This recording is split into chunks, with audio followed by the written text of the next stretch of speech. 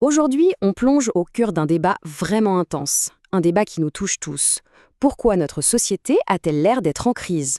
De l'amour à la famille, en passant par notre identité, on va essayer de comprendre les racines de ces fractures modernes. On le sent bien, il y a quelque chose qui cloche, comme si un truc s'était cassé dans notre façon de vivre ensemble. Mais alors, d'où ça vient? Eh bien, c'est là que ça se complique. Parce qu'il n'y a pas du tout de consensus. En fait, il y a deux grandes visions du monde qui s'affrontent. Alors, voilà les deux camps. D'un côté, on a le psychologue Maxence Carzana. Pour lui, c'est simple. Le problème vient de l'intérieur, de nous.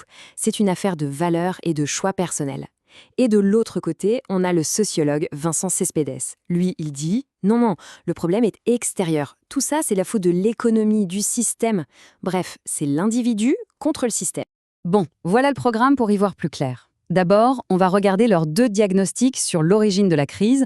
Ensuite, on va parler d'un sujet chaud. Pourquoi fait-on moins de bébés? Puis, on s'attaquera aux rencontres amoureuses à l'ère du numérique. On enchaînera sur la question de la masculinité et à la toute fin, on fera le bilan de cette grande fracture. Allez, on attaque. Première partie, d'où vient le problème? Parce que pour essayer de régler un souci, il faut déjà savoir d'où il part. Et c'est précisément sur ce point que nos deux penseurs ne sont, mais alors pas du tout, d'accord. Pour Maxence Carzana, le problème est avant tout dans notre tête. C'est une crise morale. Il parle d'une culture de l'égocène, c'est une super image en fait. L'ère du « moi d'abord ». Le développement personnel, le bien-être individuel, tout ça passe avant l'engagement envers les autres. Et quand on dit « Ah, je n'ai pas les moyens d'avoir un enfant », pour lui, c'est juste une excuse. Une belle excuse pour cacher un choix qui est en réalité beaucoup plus profond, beaucoup plus personnel. Et alors là, Vincent Cespedes arrive avec une vision complètement à l'opposé. Pour lui, le point de rupture, ce n'est pas du tout dans nos têtes, c'est un événement bien précis. 2008, la crise financière. Ça a tout changé. Ça a brisé la confiance en l'avenir. Il parle de baisse d'agentivité. En gros, ça veut dire qu'on a le sentiment de ne plus rien contrôler et de ne plus être maître de sa propre vie. Donc, nos angoisses ne seraient pas des faiblesses personnelles, mais les symptômes d'un système qui est cassé.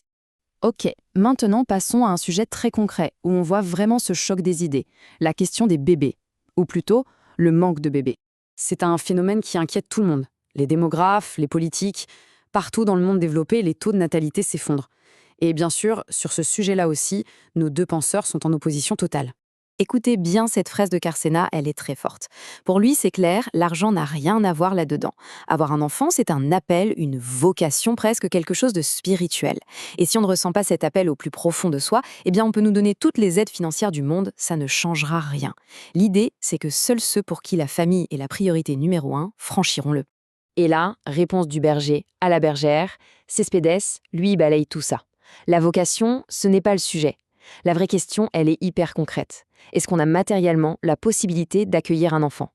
Entre le boulot précaire, les appartements trop chers et trop petits, pour beaucoup, même avec toute l'envie du monde, c'est juste impossible.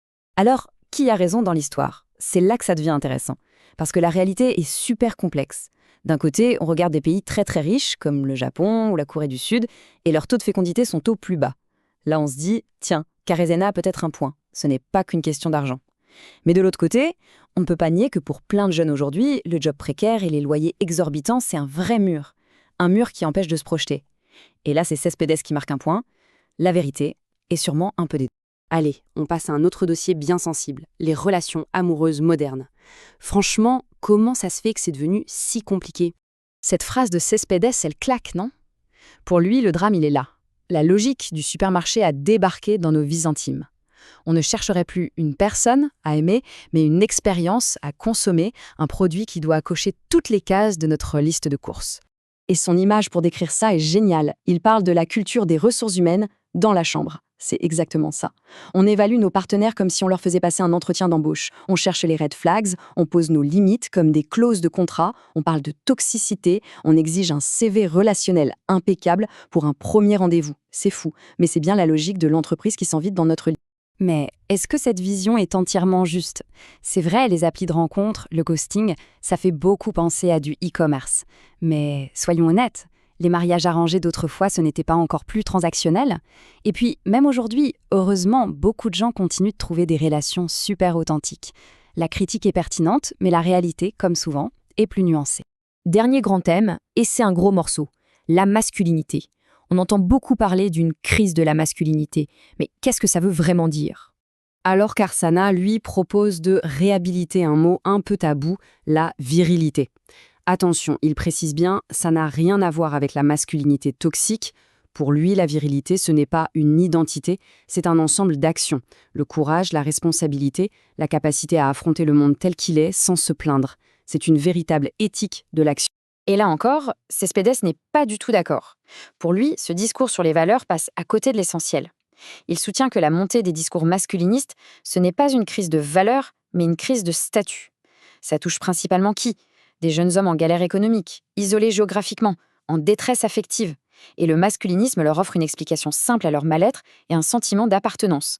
C'est une réponse certes toxique, mais à une vraie souffrance sociale. On arrive au cœur du débat. On va résumer cette opposition fondamentale qui traverse en fait tous les sujets qu'on a abordés. Le fossé qui les sépare est vraiment clair. Sur l'origine de la crise, morale contre économie. Sur la natalité, choix intime contre conditions matérielles. Sur la masculinité, manque de vertu contre détresse sociale. Et enfin, pour les solutions, effort individuel contre changement de système. C'est vraiment deux mondes, deux visions irréconciliables. Au final, tout ça nous ramène à une question immense, presque philosophique. Est-ce que nos vies sont avant tout le résultat de nos choix, de notre volonté, ou est-ce qu'on est simplement le produit des forces économiques et sociales qui nous façonnent, parfois sans même qu'on s'en rende compte? C'est ça, le véritable enjeu de ce débat. La question évidemment reste ouverte. Lequel de ces deux diagnostics explique le mieux le monde dans lequel on vit? La réponse n'est sûrement pas simple, ni toute noire, ni toute blanche. Mais rien que le fait de se poser la question, de confronter ces deux visions, c'est déjà un premier pas essentiel pour comprendre et peut-être pour agir. Merci d'avoir suivi cette analyse.